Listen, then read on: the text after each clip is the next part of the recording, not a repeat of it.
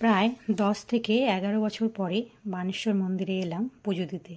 নমস্কার, আমি বনশ্রী। বড়দের জন্য প্রণাম আর ছোটদের জন্য অনেক অনেক ভালোবাসা জানিয়ে আজকের ভিডিওটা শুরু করছি।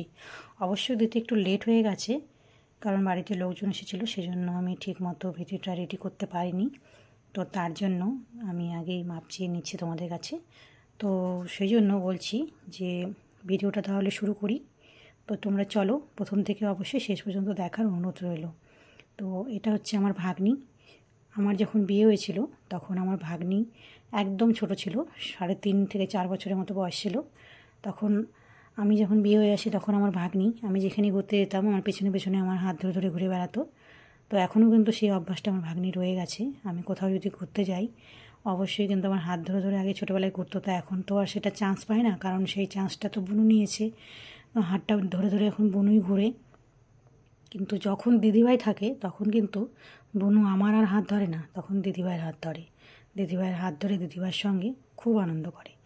তো 10 থেকে 11 বছর পরে এই বানেশ্বর মন্দিরে এলাম পুজো দিতে। প্রথমে আমি যখন বিয়ে হয়ে আসি তখন আমি কিন্তু প্রত্যেক বছরই এই মন্দিরে এসে পুজো দিতাম। তখন আমার ছেলে ছোট ছিল। তারপর আমার ছেলে যখন সিবিএসসি বোর্ডে পড়াশোনা করতে শুরু করলো, তো প্রত্যেক বছর শিব পুজোর সময় ফাইনাল যখন ইয়ার থাকে তখনই শিব পুজোটা হয়, সেই জন্য কিন্তু আমার আর এই মন্দিরে এসে পুজো দেওয়া হয় না। তো অনেক বছর পরে এসে মন্দিরে পুজো দিলাম। তো কি বলবো, মনে আমার অনেক অনেক শান্তি পেয়েছে।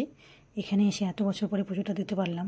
এই বছরে আমার ছেলের কিন্তু এক্সামটা তাড়াতাড়ি হয়ে গেছে, মানে ছেলের এক্সামটা তাড়াতাড়ি হয় নাই, এক্সাম যে সময় হয় সে সময় হয়েছে, পুজোটা এবার দেরি করে হয়েছে। সেই জন্য আমি কিন্তু পুজোটা এবারে এত বছর পরে পুজোটা দিতে পেরেছি। দিয়ে যে আমি কী শান্তি পেয়েছি তো তোমাদেরকে আর কি বলবো, সেটা ভাষায় বোঝাতে পারবো না। তো পুজোটা দেওয়া আমাদের শেষ হয়ে গেছে, মোটামুটি শেষ হয়ে এসছে। তো সেই জন্য আমি ভাবলাম যে এই বছর যখন আমার ছেলের পরীক্ষা শেষ হয়ে গেছে, সেজন্য আমি আর একদম সময় নষ্ট না করে ছেলে মেয়েদের নিয়ে একদম হাজির হয়ে গেলাম বানেশ্বর মন্দিরে। সেটা হচ্ছে কোচবিহার ডিস্ট্রিক্টের বানেশ্বর মন্দির। তোমরা হয়তো সার্চ করলে পরে মোবাইলে পেয়ে যাবে বানেশ্বর মন্দির। এটা একটা খুব পুরনো মন্দির, অনেক দিন আগের ইতিহাস যুগের এই মন্দিরটা রয়েছে। তো সার্চ করলে তোমরা পেয়ে যাবে। তো আমাদের পুজো কিন্তু শেষ করে আমরা খাওয়া দাওয়া, এখন উপোস ছিলাম যেহেতু, খাওয়া দাওয়া সেরে এখন বাড়ি ফিরবো। তো তোমাদের কেমন লাগলো আমার ভিডিওটা অবশ্যই তোমরা কমেন্টে জানাবে। আর তোমরা সবাই ভালো থাকবে, সুস্থ থাকবে।